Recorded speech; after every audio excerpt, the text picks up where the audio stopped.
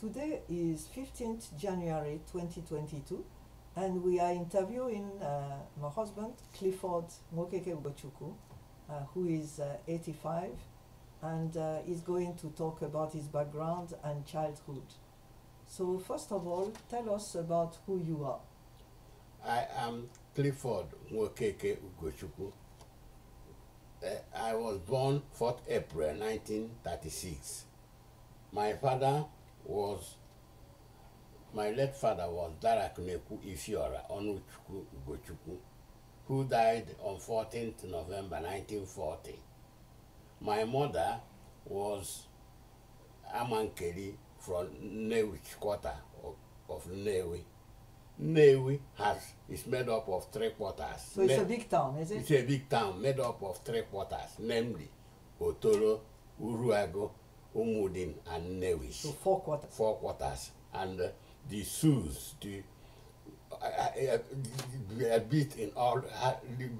live in all the 4 quarters because they were the first people to migrate there. Okay. My mother has 5. My father married 5 wives, namely Mwego, who died childless, Akajima, who died also childless, and my mother, Amankeli from Nnewi, who was the most beautiful, fruitful of all, had 5 survived children, 3 girls and 2 boys. And she had children before? She had children before. How many? We don't know, but only 5 survived. Okay. Then Afwekwe had only 1 surviving daughter, called Udenwa, who was later married into a family in Umudin, but she had died also. Nwazuru had no surviving child, during her marriage with my father. Yeah. But after the death of my father, she had a daughter for Elochukwu, my brother. Huh? She had a daughter for Elochukwu, my brother, to really right marriage. So it's, you have to say that Elochukwu obviously was the son of the other wife. No, my senior brother. Yeah, your senior brother. So yeah, so he could not be the husband of Nwazulu. So what happened?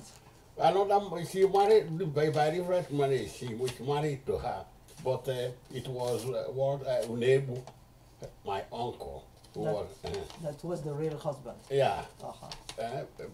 So that's the thing. By custom, he was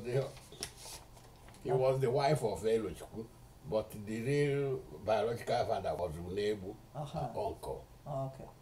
Okay. This is what I said. Elochukwu, my senior brother. Yeah. He was so Nwazulu had a daughter called Georgina, who was married in Umudin. So my mother died on 26 December 1939. Yeah. And my 3 sisters were all married young. They left. After that, and I was left only with my brother. So at the time you were 3 years. Yeah. Okay. And then it was very, very difficult for us because the other wives didn't treat us well. So my first senior sister, Mbeke, who was betrothed to another man in Akabuku village. In the village. She was engaged to another man. Yeah, she has already married. Okay. To another man. She came out and removed me from the house because I started feeding me in his house. Okay. After resisting 3 years with them, a Christian called Matthew Onwano, whose son was going to start teaching in Jos, came to the place and removed me to be with his son. So that man was Matthew Onwano. Was it a member of the family? No, his mother was married. His mother was related to God from our family. So he came there and removed me to be educated by his son. How did he know that you were? Because he knows our family now. Okay. He's son-in-law in the family. So he knows the problem. He wanted to He wanted to educate somebody, to Okay. make someone a Christian, because it's a family that are not Christian, no education. Yeah. So he decided to help in the family by removing one of the children and educating them. So he took me and gave me to his son called Josiah Onwanum. And Josiah took me to Jos, where he was sent to be a teacher after teacher training. Okay. So at that time you were what? 1945. I was only about 9 years. Yeah.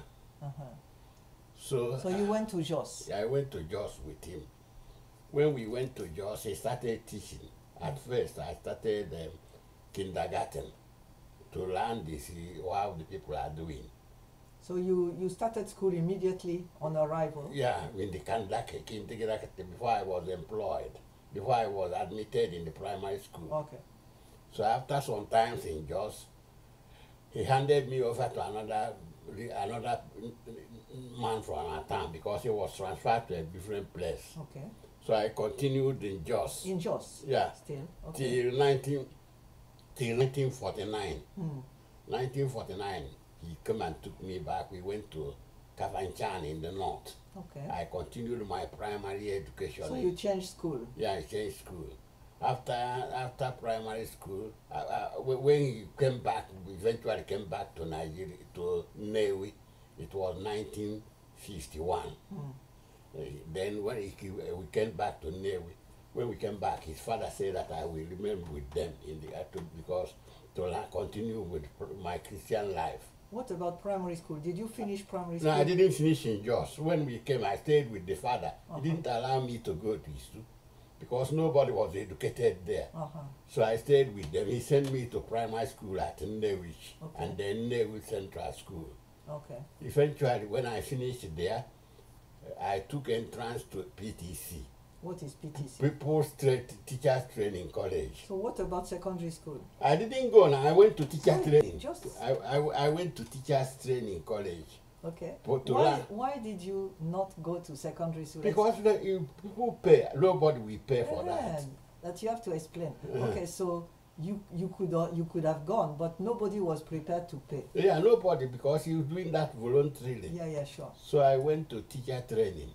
So that was when I went to teacher training, little is paid, only little money for the dresses, because it was Anglican church.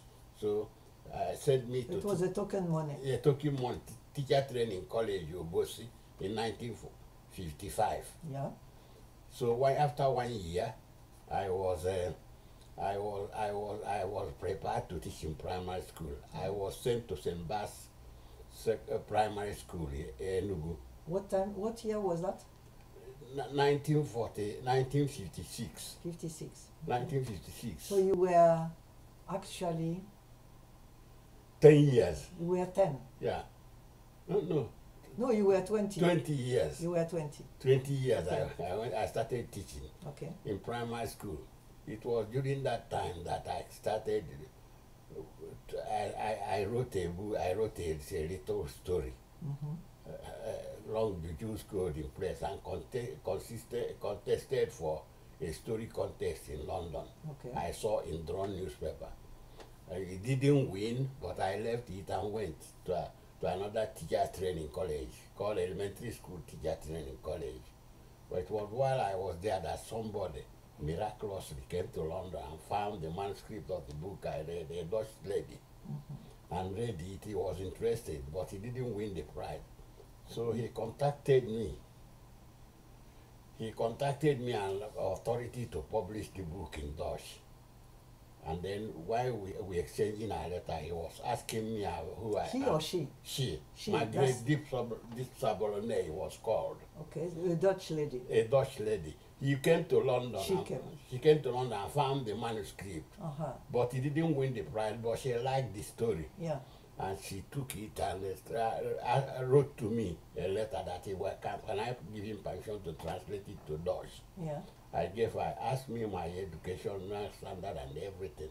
I told her that I took GCE London and passed to the entrance to Ibadan University, and got admission to Ibadan University, but I had no money that I wouldn't go. that no, we am poor. So she was moved. She contacted her government and asked for scholarship for me to go to Ibadan.